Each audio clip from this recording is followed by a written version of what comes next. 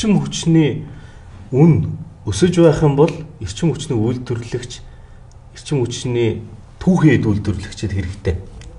Ашигтай. Монгол бол эрчим хүч үйлдвэрлэгч, эрчим хүчний түүхийд үйлдвэрлэгч, холбоорлогч.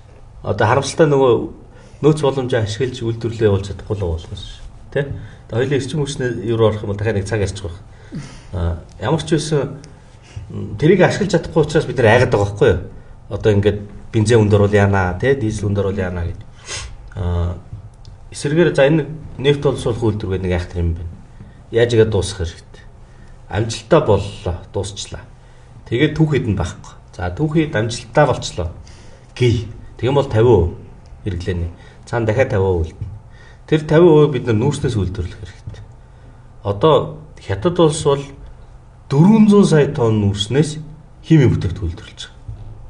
Өөрөөр хэлбэл олон 10 үйлдвэр төрийн хувийн хвшлээ.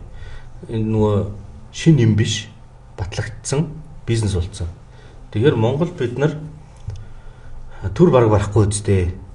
Зүгээр татвар эрх зүйн орчныг нь гоё нефт өрсөлд хүүц болгож зориуд хүчээр бууруулж агаад нүүрс химийн үйлдвэрлэлд хөрөнгө оруулалт татаж нүүрснээс бензин, шатхуун, хийн түвшээ гаргаж амаар байна.